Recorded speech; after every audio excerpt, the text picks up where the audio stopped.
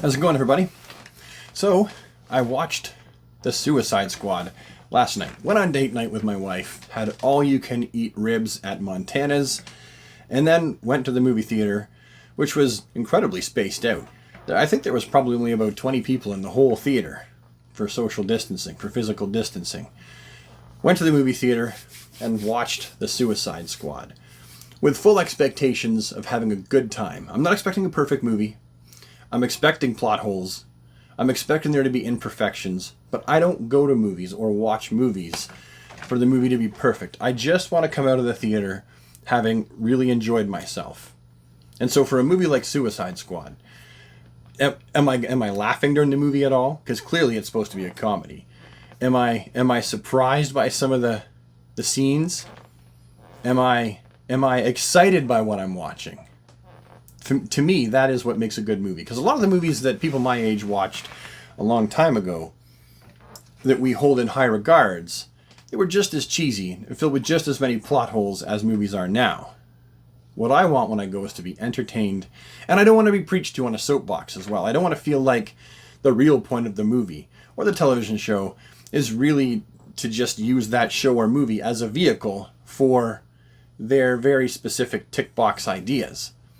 Those things can be in there, but that can't feel like it's the main drive. I can't feel like I'm being beaten over the head with somebody else's ideas. And the good thing is, this movie was perfect for that. It was really, really, really well done, for the most part. It was really well done. There were a few plot holes, but like I said, I'm not really that worried about that. It's the movie needed those plot holes to be there for it to continue to exist. And just don't think about it too hard.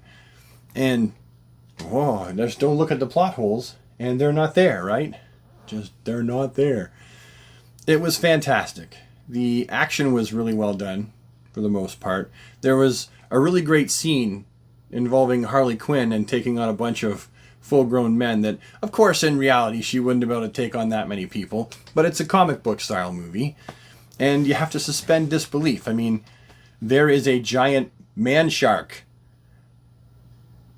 If we can't suspend disbelief about Harley, then how can we for the man shark? So you kind of got to step back. And this Harley scene takes on a bunch of dudes.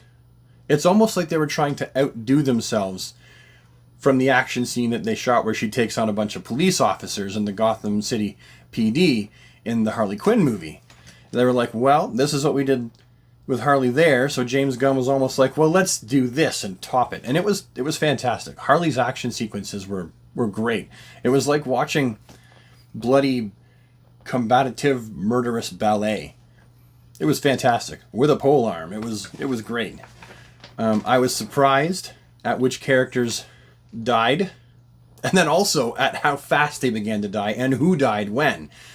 It was interesting. Some of them died so quick you didn't get a chance to see them use their power set.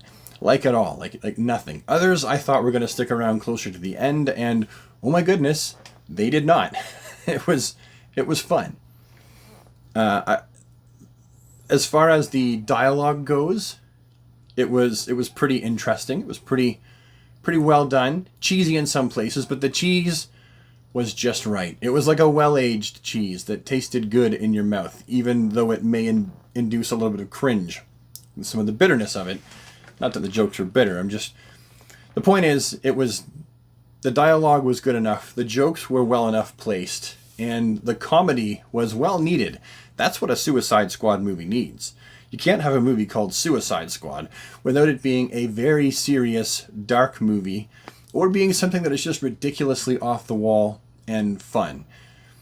And after the year and a half we've gone through, I think off the wall and fun is what we needed. This movie is huge. It is massive. There is a giant, as he says, "We got a kaiju up in this motherfucker," or something like that. The dialogue went something like that. But it's Starro. Who would have thought that we would see Starro on the big screen, and yet there he was. And it was awesome. I would have rather seen Starro in a first Justice League movie, because that would just be fitting. Granted, the history of the character and the Justice League comic book from way back when. I would have liked to see Starro in a Justice League movie, but the fact that he was in the Suicide Squad movie, I'll take it. It was good. It was interesting.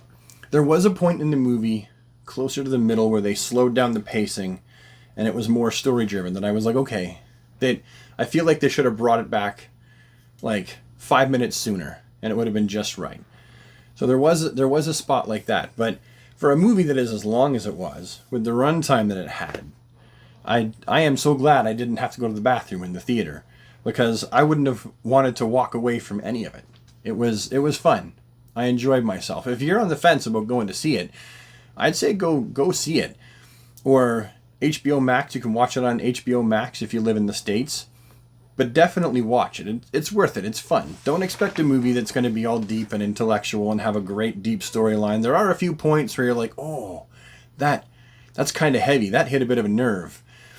But for the most part, it's worth the money to go to the movie theater and see it. And I got to tell you, I'm a little bit surprised that it has done as poorly as it's done, because it's not soapboxing, it's not tick boxing, it's very unapologetic with its blood, gore, death, action, the tomfoolery in this movie, and yet it actually hasn't done that well. I suppose everyone's going to see Freeman right now with Ryan Reynolds. That's probably killing it at the box office. I haven't even looked, but it's Ryan Reynolds in a movie about a video game that he finds out he's an avatar in and he's got to save it. I mean, it's Ryan Reynolds.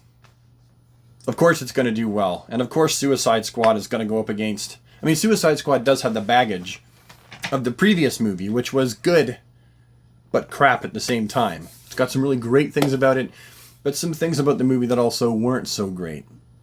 This one, I feel like it misses a lot of those problems. It avoids those potholes quite well. So anyway, yeah, if you're on the fence about going to see the Suicide Squad, I give this movie I give it 9 out of 10 Starros. That's how much I enjoyed it. I took one off just because, and it's a personal vendetta, I wanted some of the characters that died to survive, so that's just me. That doesn't mean it's a bad movie. And there's one point where it gets a little bit too slow before it brings it back up again. Other than that, I think it was a near perfect comic book movie. It was really, really good. And it's amazing how they actually stuck so close to some of the comic accurate suits. It's worth the watch. So, what are you doing watching my video? What time is it where you are? Go to the movies. Go watch it. I'm going to go watch it a second time. See you later.